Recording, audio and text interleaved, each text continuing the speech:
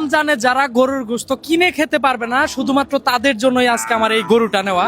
আমি প্রত্যেক বছরই এরকম একটা গরু দেওয়ার চেষ্টা করি, কারণ অনেক গরিব অসহায় মানুষ আছে যারা কুরবানির ঈদে গরুর গোশত খেতে পারে, কিন্তু কুরবানির ঈদ ব্যতীত গরুর গোশত খেতে পারে না। আজকের এই গরুটা নিলাম এই যে বড় ভাইয়ের কাছ থেকে। তো আপনার পালের গরু, তাই না? হ্যাঁ, আমার পালের গরু। এইটা ভাই আমি একদম টোটালি অসহায় মানুষের জন্য নিচ্ছি, ঠিক আছে? আপনার তো কোনো দাবি টাবি নাই? না না ভাই, কতটা নিলাম ভাই গরু? 36,000।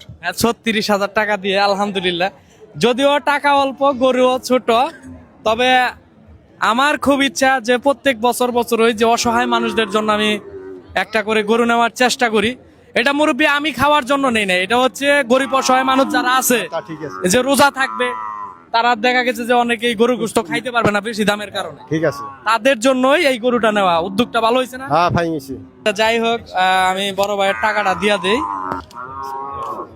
এই তো ভাই, গুইনা নেন ভাই।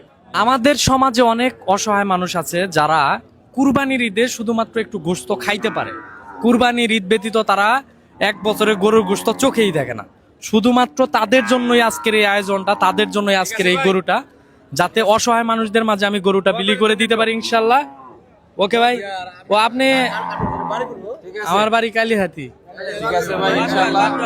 5 জয়। 5 জয়। আচ্ছা, এটা তো বাইনা করবো, আপনার মনে হয় সাথে যাওয়া লাগবে।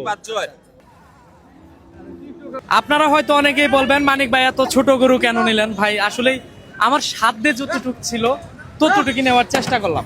এখন আমি চিন্তা করলাম যে প্রত্যেক বছর যেহেতু একটা করে গরু জবাই করি, সেই ক্ষেত্রে এই রমজানেও যাতে গরিব অসহায় এলাকা ভিত্তিক যত গরিব অসহায় মানুষ আছে তারা যেন গরুর গোশত খেয়ে রোজাটা রাখতে পারে, এই সুবাদেই কিন্তু আজকের এই গরুটা নেওয়া। আমার জীবনে আমি অনেক গরুর গোশত খাইছি, গরুর গোশত খাইতে খাইতে শরীরে অ্যালার্জি বানাই ফেলাইছি।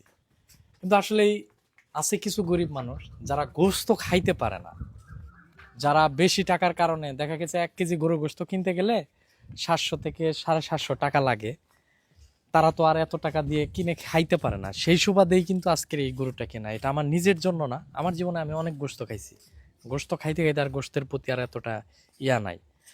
দেখা গেছে যে অনেকেই রোজা রাখবে, রোজার আগের দিন অনেকের পোলাপান আছে যারা গরুর গোশত খাওয়ার জন্য নিজের মা বাবার কাছে একটা আবদার করে, তারা টাকার অভাবে হয়তো কিনে দিতে পারবে না। সেই কারণেই এই গরুটা যে কয়জনেরই হোক না কেন, এখন একার উদ্যোগে তো আর 1-1.5 লাখ টাকার গরু কিনে আনা সম্ভব নয়। এখন একার উদ্যোগে আমার সাধ্য অনুযায়ী আমি গরুটা কেনার চেষ্টা করেছি।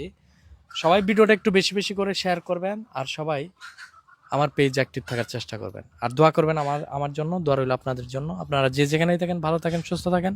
আল্লাহ হাফেজ।